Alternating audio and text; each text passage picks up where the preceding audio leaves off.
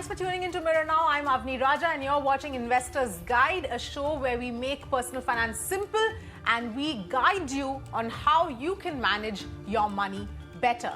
And on the last episode, we spoke specifically about the first steps of investing in mutual funds. We broke down the different terms and explained the jargon related to mutual funds. Today, we're going to talk about the different kinds of mutual funds that you can really invest in. What do they mean and how you should go about doing that. And joining me is Feroz Aziz of Anand Rathi Wealth Management. Feroz, thank you so much for joining us on this show. Let's start first of all with the way one looks at mutual funds. What would you say are the most important aspects to keep in mind? I think when you're looking at building a mutual fund portfolio, the first thing is to understand your risk appetite. It's very, very critical for you to figure out whether you have a stomach for risk and how much. That gives you a sense, a directional sense of how to build a mutual fund portfolio.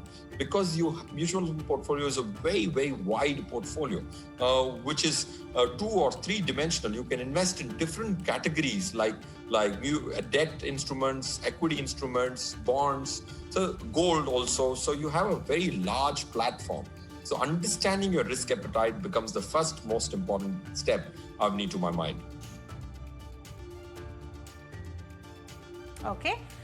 So the important thing, of course, to understand here is that mutual funds gives you the option, like we've also discussed earlier, of investing in various schemes that are suitable to you. So depending if one has a higher risk appetite, if one is younger, one could perhaps look at investing in a certain kind of mutual funds, more equity or based. If one is slightly older and is slightly more cautious with respect to their investments, then they would perhaps want to invest more in the debt side of things.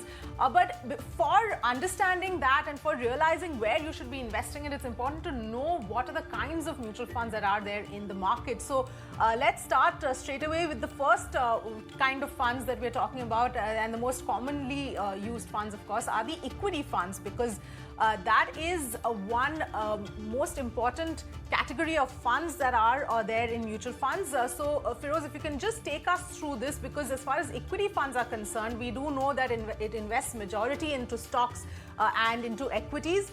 But what's the kind of, who should be looking at these kind of funds?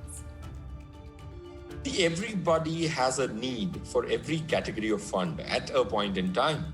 So understanding and marrying that external available products with your need as per your goals and risk is what is very important. So to answer your question, Avni, who can invest in equity? Everybody can invest in equity. It's only the proportions which could be different.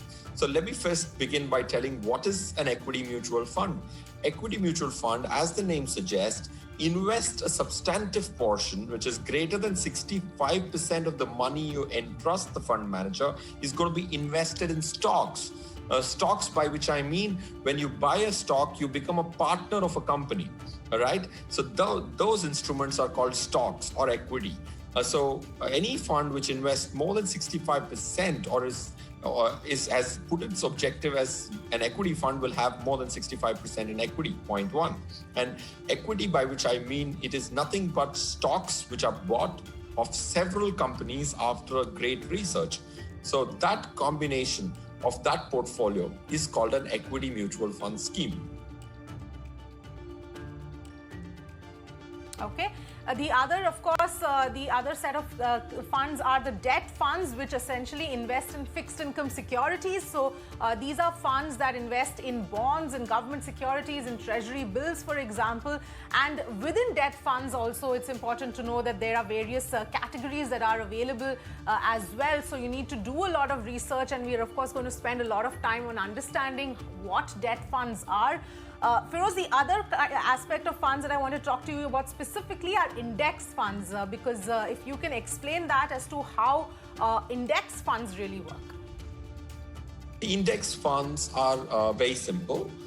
They basically have an objective of mirroring a specific index, which are there available. For example, the most popular index in India or the most traded index in India is Nifty. Nifty is nothing but a combination of 50 companies in different proportions, and it's like a platter of different stocks.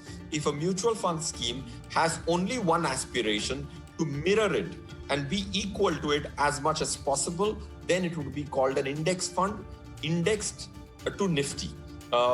So that's a very passively managed fund. The fund manager there does not try to be beating that, but tries to mirror it. That's why it's called an index fund. It is also called a passive fund. Why is it called a passive fund? Because the fund manager's role is not to be buying and selling stocks on his or her research, but to exactly try and mirror the specific index. Like in the illustration, it's Nifty. So it's a passive fund, is nothing but an index fund. And these are very low on cost because the kind of research needed here is negligible to nil because you're only trying to replicate something. So it's a low cost, passively managed, replicate philosophy.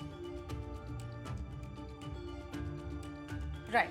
And of course, you have balanced funds, which is a mixture of equity and debt. It helps investors diversify their portfolio further, and it has a lower risk component than pure equity funds, but slightly higher than debt funds. So it's kind of in the middle. And finally, Feroze, we're also talking about international funds.